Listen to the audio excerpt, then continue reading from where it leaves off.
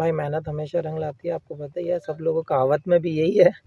तो मेहनत तो आप घर पे करो, बाहर करो, मेहनत अगर करोगे तो शायद रंग तो लाएगी। ठीक है। एक ही मैसेज दूंगा कि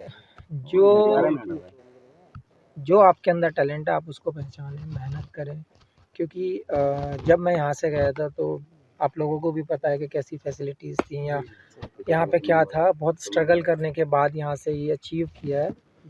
अब अगर आपके पास फैसिलिटीज़ हैं तो बस आपको हार्डवर्क की ज़रूरत है, फोकस की ज़रूरत है। तो यही कहूँगा कि आप फोकस करें और हार्डवर्क करते रहें। Thank you. दिन मैच होना था, इतने सारे भारतीयों की उम्मीद और लगातार अच्छा प्रदर्शन आपने किया। क्या किसी खास बैट्समैन को टारगेट करने की वो थी, क्या सोच रहे थे एक रात पहले? नहीं यार, एक रात पहले ऐसा कुछ माइंड में नहीं था, क्योंकि कॉन्फिडेंस अच्छा था, स्किल अच्छा चल रहा था, सब कुछ अच्छा चल रहा था, प्लानिंग पूरी हो चुकी थी।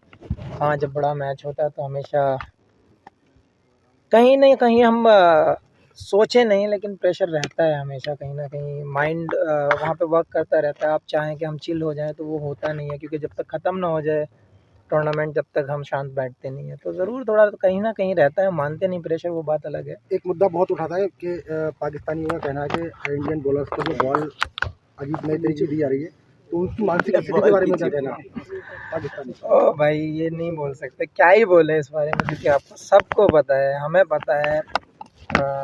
इवन उन लोगों के प्लेयर्स ने भी, जो सीनियर्स हैं, जो लेजेंड हैं, जिनको दुनिया मानती है, उन्होंने भी उनको एक्सप्लेन किया है, लेकिन उनकी समझ में नहीं आता। तो इसमें हम कुछ कमेंट्स नहीं कर सकते, क्योंकि वो सोच ही वैसी है। भाई एक सवाल और, क्या आपके हिसाब से क्या टर्निंग पॉइंट रहा मैच का? क्या रोहित शर्मा की वो कैच या विराट का वो आउट होना अचानक बैट से बॉल लग के, क्या टर्निंग पॉइंट रहा मैच का? या फिर जो एम्पायर्स कॉल एक हुआ था, ट्रेविस हेड और लाबुशानी की जोड़ी वहाँ टूट जाती है एम्पायर्स कॉल ना होता? देखिए, एक ही चीज़ थी, क्योंकि रन हमारे पास उतने ज़्यादा नहीं थे कि हम, अगर काश हमारे पास 300 रन होते तो हम इजीली डिफेंड कर पाते। लेकिन एक चीज़ पे ब्लेम करके मुझे नहीं लगता कि कोई फ़ायदा रहता है, क्योंकि ओवरऑल टीम को देखा जाता है कि हम कहाँ स्टैंड करते हैं। वो बहुत ज़रूरी होता है, एज ए यूनिट वर्क करना और एज ए ग्रुप वर्क करना। तो मैं एक ही चीज़ बोलूँगा, शायद थोड़े से रन कम थे। क्या चंद्र भाई, आपके यहाँ जो अब यूथ है आपका, कल आप आए, कुछ बच्चे आपसे मिलने पहुँचे, कुछ यूथ से बात हुई आपकी?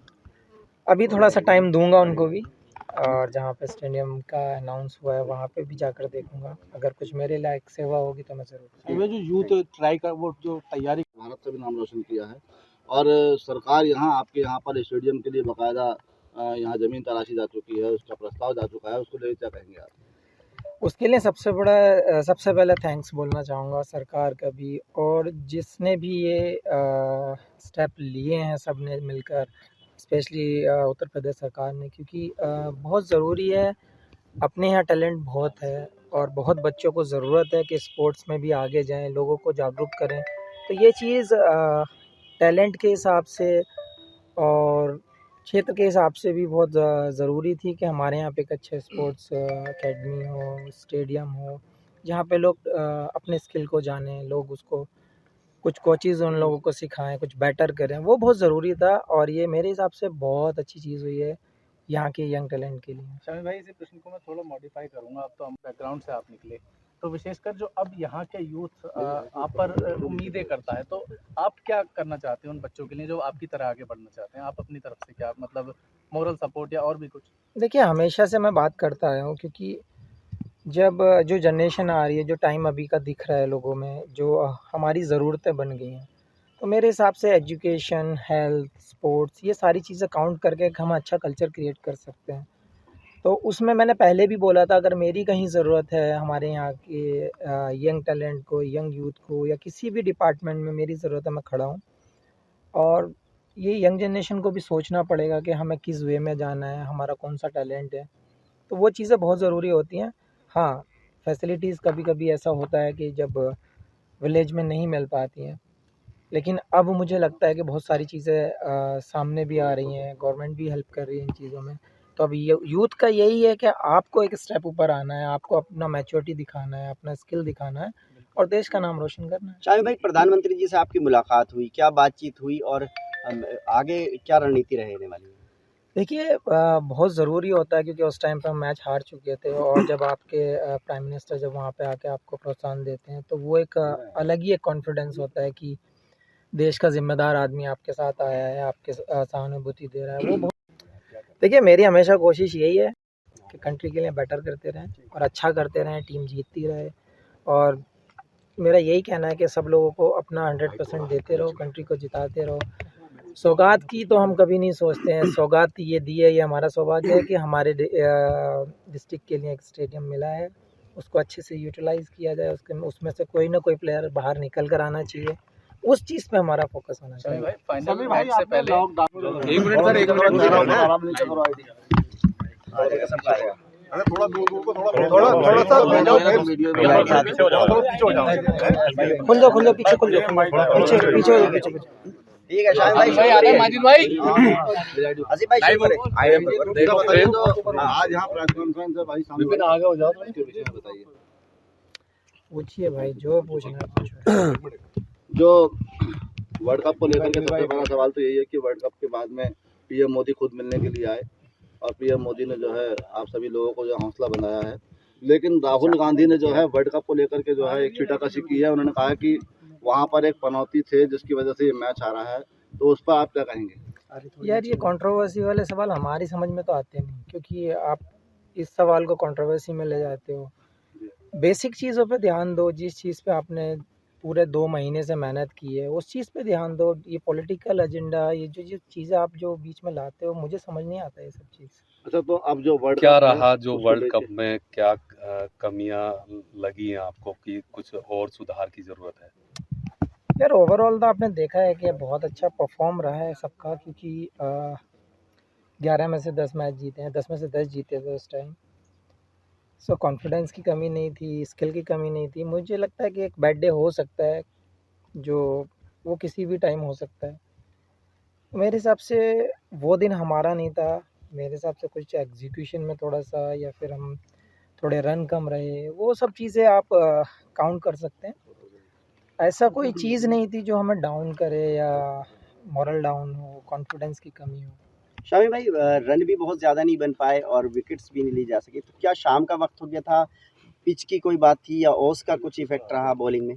देखिए, हमेशा आप लोगों ने देखा ही है कि जब शाम को बैटिंग होती है, डे नाइट मैच में जब सेकेंड इनिंग आती है तो बैटिंग के लिए और बेटर हो जाता है विकेट, तो वो एक फैक्टर हो जाता है और विकेट थोड़ी स्लो भी हो जाती है, फास्ट बॉलर्स को उतनी मदद नहीं मिलती, तो वो एक रीज़न रहा है।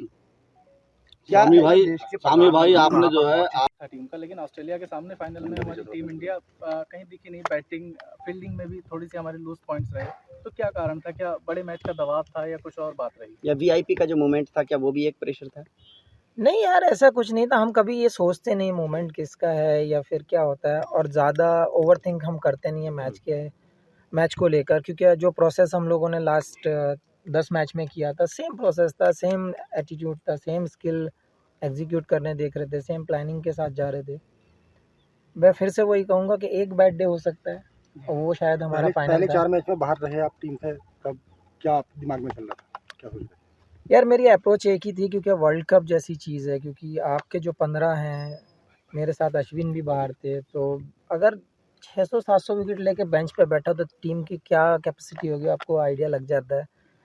तो वहाँ पे कभी मैंने ये नहीं सोचा कि ये हमारा बंदा क्या करेगा, क्या नहीं कर रहा है, ये खेल रहा है, मैं नहीं खेल रहा हूँ। कभी आज तक वैसे मन में आया नहीं है ये सवाल। मैं हमेशा यही चाहता हूँ, अगर मैं बैठा हूँ और कोई 11 प्लेयर खेल रहे हैं तो वो अच्छा ही करके आएँ, टीम के लिए बेटर करके आएँ, टीम को जिता कर लाएँ, वो हमारा मेन गोल रहता है। एक फोटो बहुत वायरल हो रहा है जो रन 240 पे किया आपने, क्या पिच की कमी मानी जाए इसको? दोबारा पूछो। क्या कारण रन रहा स्कोर कि जो कम रहा, स्कोर जो रन का कम रहा है, या पिच की कमी मानी जाए इसमें, या फिर जो प्रदर्शन करना था, जैसे आस और उम्मीद तमाम आवाम को आप लोगों को लगी थी, तो उसके लिए क्या संकेत है आपकी तरफ से? देखिए, बहुत सारी चीज़ें काउंट टेक्निकली अगर आप देखना चाहें तो डे नाइट मैच में हमेशा बैटिंग शाम को अच्छी होती है, पिच स्लो हो जाती हैं, वो सब चीज़ें काउंट तो आपको करनी पड़ेंगी, क्योंकि वो टेक्निकल हैं। तो अगर सामने वाली टीम जीतती है टॉस और वो बैटिंग को हमें इनवाइट करती है, तो हमें बैटिंग करनी ही होगी, तो वो एक हो सकता है कि हाँ, वो उन लोगों को एक बेनिफिट है। सेकंड की रन आपने देखा ही है कि 240 रन फाइनल में एक ऐसी टीम के अगेंस्ट, मेरे हिसाब से 30-40 रन और बनते तो मैच में और ज़्यादा मज़ा आता। हो सकता है रिजल्ट हमारे फेवर में होता। तो क्या पहले खेलना जो है वो हार की बड़ी वजह है? यार वो हमारे हाथ में नहीं था क्योंकि हम टॉस जीते नहीं है, क्योंकि वो सामने वाला अगर बॉलिंग करना चाहता है तो वो टीम को bowling भाई एक फोटो वायरल हो रहा है वो वर्ल्ड कप में पैर रखे हुए हैं। यार मुझे ये चीज़ बहुत मुझे भी हर्ट हुई है, क्योंकि जिस ट्रॉफी के लिए कंट्री की सारी टीमें लड़ती हैं, जो अचीवमेंट कर आप पाना चाहते हैं, जो ट्रॉफी आप अपने हाथों में सर के ऊपर उठाना चाहते हैं, वो ट्रॉफी पैर पर लगाना वो मुझे भी अच्छा नहीं लगा और ऐसा करना भी नहीं चाहिए।